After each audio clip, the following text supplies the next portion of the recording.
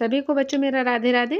ये आपका है जो ऑब्जेक्टिव क्वेश्चन जो कि है जो म्यूज़िक सब्जेक्ट से रिलेटेड है, तो उसको है जो आप लोग के लिए बहुत ही हेल्पफुल है। तो सभी बच्चे इसको ध्यान से देखेंगे और चेक करिएगा कि आपके कितने क्वेश्चन इसमें से सही होते हैं। तो चलिए शुरू करते हैं बच्चों। पहला क्वेश्चन है, भातखंडे स्वरलिपि में सम का चिन्ह क्या है? 4, नंबर 2 पे क्रॉस, नंबर 3 पे 0, नंबर 4 पे 2। तो ऑप्शन इसका बच्चों क्या सही हो जाएगा? Number 2 cross. भातखंडे जी ने स्वरलिपि पद्धति का निर्माण किया। यह पद्धति आसान है और सभी इसे बड़ी सुगमता से प्रयोग में ले आते हैं। और भातखंडे स्वरलिपि में सम का चिन्ह क्रॉस है। फिर नेक्स्ट क्वेश्चन है, राग बागेश्वरी में पंचम स्वर किस नाम से पहचाना जाता है? नंबर 1 पे वादी, नंबर 2 पे संवादी, नंबर 3 पे विवादी और नंबर 4 पे अनुवादी। ठीक है, तो इसका ऑप्शन हो जाएगा नंबर 3 विवादी। राग बागेश्वरी रात्रि के रागों में भाव तथा रस का स्रोत बहाने वाला एक मधुर राग है। इसका ठाट काफ़ी ठाट है और राग बागेश्वरी में पंचम स्वर विवादी स्वर से पहचाना जाता है। इसके आरोह में पंचम स्वर वर्ज है। नेक्स्ट क्वेश्चन है, औडव जाति संपूर्ण जाति का कौन सा राग है? भैरव, यमन, आसावरी या खमाज? तो ऑप्शन इसका भी बच्चों 3 हो जाएगा। राग आसावरी प्राचीन भारतीय संगीताचार्यों के अनुसार रागश्री की ही प्रमुख रागिनी है और इसे गाने का समय दिन का द्वितीय प्रहर है और इस राग की जाति औडव संपूर्ण है। नेक्स्ट क्वेश्चन देखिएगा, राग भैरव का गायन समय क्या है? सुबह का, शाम का, रात्रि का या दोपहर का? तो इसका है जो ऑप्शन हो जाएगा नंबर 1 राग भैरव प्रभात बेला का प्रसिद्ध राग है। इसका वातावरण भक्ति रस का युक्त गांधीर्य से भरा हुआ है। इसकी जाति संपूर्ण की तथा थाट भैरव थाट है। फिर देखिए, निम्न स्वर समुदाय किस राग में है? गामा रेसा भैरव में है, यमन में है, आसावरी में है, भूपाली में है। तो इसका ऑप्शन हो जाएगा नंबर 1 भैरव का। गामा रेसा भैरव समुदाय का राग है। राग भैरव प्रभात बेला प्रसिद्ध राग है। इसके गाने का समय दिन का प्रथम प्रहर है। नेक्स्ट क्वेश्चन है, पहले किसका जन्म हुआ? छोटा ख्याल का, बड़ा ख्याल का, ठुमरी का, टप्पा का? तो ऑप्शन आपका 2 हो जाएगा नंबर 2 बड़ा ख्याल का। सबसे पहले बड़ा ख्याल का ही जन्म हुआ। ख्याल भारतीय संगीत का एक रूप है। वस्तुतः यह एक ध्रुपद का ही एक भेद है। अंतर केवल इतना ही है कि ध्रुपद विशुद्ध भारतीय राग है, ख्याल में भारतीय और फारसी संगीत का मिश्रण है। फिर नेक्स्ट क्वेश्चन है, ताल दीपचंदी प्रायः किसके साथ बजाई जाती है?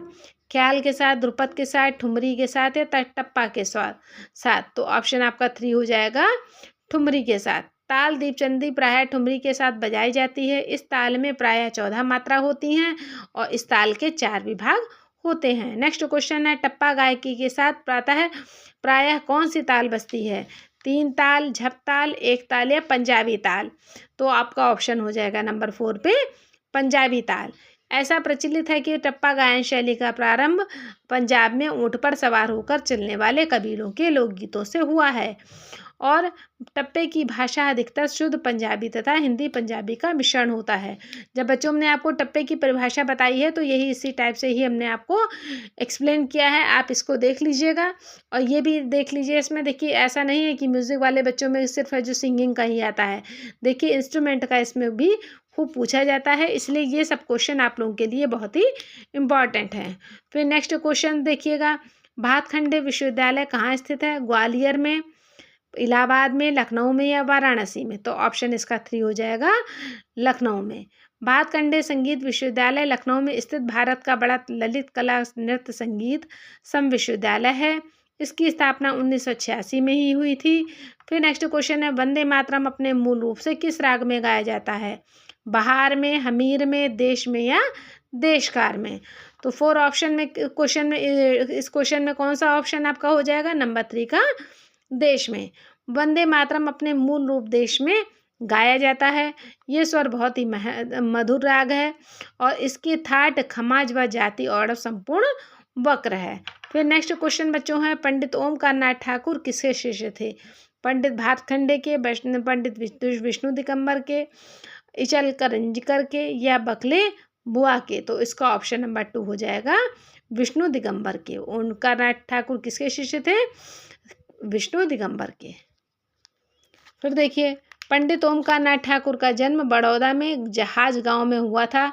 गौरीशंकर ठाकुर के यहाँ हुआ। इनको जन्म से ही मधुर आवाज़ थी, ईश्वरी की देन थी। पंडित ओमकारनाथ ठाकुर पंडित विष्णु दिगंबर के शिष्य थे। फिर क्वेश्चन नंबर नेक्स्ट है आपका, बलवंत राय भट्ट किसके शिष्य थे? पंडित भातखंडे के, पंडित विष्णु दिगंबर के, ओंकारनाथ ठाकुर के, विनायक राय पटवर्धन के।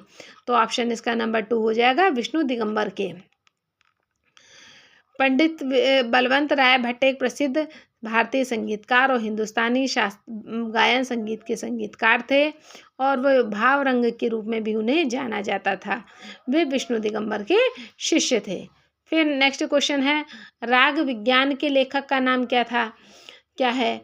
पंडित ओमकारनाथ ठाकुर, पंडित विनायक राव पटवर्धन, देवधर या उपयुक्त में से। तो ऑप्शन इसका 2 नंबर बच्चों हो जाएगा, पंडित विनायक राव पटवर्धन राग विज्ञान के लेखक थे। अब देखिए, पंडित विनायक राव पटवर्धन का जन्म 22 जुलाई 1896 ईस्वी में हुआ था और 98 ईस्वी में को मिरज में, जो कि महाराष्ट्र में है, वहाँ हुआ था। और सन 1932 में गंधर्व महाविद्यालय पूना की स्थापना करके इन्होंने आजीवन संगीत सेवा की। इन्होंने ही राग विज्ञान पुस्तक लिखी थी।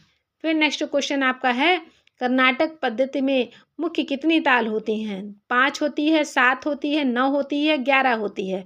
तो ऑप्शन नंबर इसका हो जाएगा नंबर 2, 7 तालें होती है। कर्नाटक संगीत पद्धति में 7 तालें होती हैं बच्चों।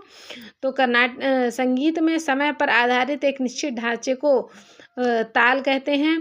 कर्नाटक संगीत में मुख्य 7 बताई गई हैं ताल। वास्तव में ताल ही संगीत का प्राण तत्व होता है। फिर नेक्स्ट क्वेश्चन है, सारे गा रेगा रेसा किस राग का अंश है? तो क्या मुल्तानी का है, तोड़ी का है, भैरवी का है या आसावरी का है? तो ऑप्शन आपका 2 हो जाएगा, तोड़ी का। सारे गा रेगा रेसा तोड़ी राग का अंश है। तोड़ी अपने थाट का आश्रय राग है। इसकी जाति संपूर्ण है और शुद्ध तोड़ी को मंद्र मध्य पचारणी भी कहते हैं।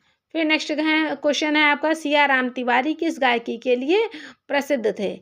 ध्रुपद के लिए, ख्याल के लिए, ठुमरी के या टप्पा के लिए? तो ऑप्शन इसका नंबर 1 हो गया, ध्रुपद के लिए। सियाराम तिवारी जो थे वो ध्रुपद के लिए ही प्रसिद्ध थे, जो गायकी थे। डॉक्टर सियाराम तिवारी का जन्म 5 दिसंबर 1934 ईस्वी में वैशाली में, जो कि तत्कालीन में मुजफ्फरनगर बोला जाता है, बिहार में हुआ। सियाराम तिवारी ध्रुपद गायकी के लिए प्रसिद्ध हैं। नेक्स्ट क्वेश्चन आपका हो जाता है, भावरंग लहरी जो है किसके नाम के साथ जुड़ा हुआ है? ठीक है, देखिए सबके है, जो किसी न किसी केस में है, जो आपने अभी तक आपने जितने क्वेश्चन मैंने आपको बताए होंगे तो सब में किसी न किसी का कोई एक उपनाम है और या जो भी नाम दिया जाता है वो ज़रूर होता है। ठीक है, जो जितना है, जो फेमस इंसान है।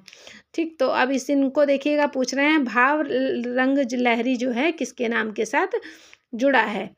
तो देखिएगा, पंडित ओमकारनाथ ठाकुर, बलवंत राय। तो इसका ऑप्शन अभी हमने क्या बताया था, पंडित नंबर 2 पे पंडित बलवंत राय भट्ट को ही है जो भाव रंग लहरी के नाम से जाना जाता है। और यह एक प्रसिद्ध संगीतकार और हिंदुस्तान गायन संगीत के संगीतकार थे और इन्हें भाव रंग लहरी के नाम से भी जाना जाता था।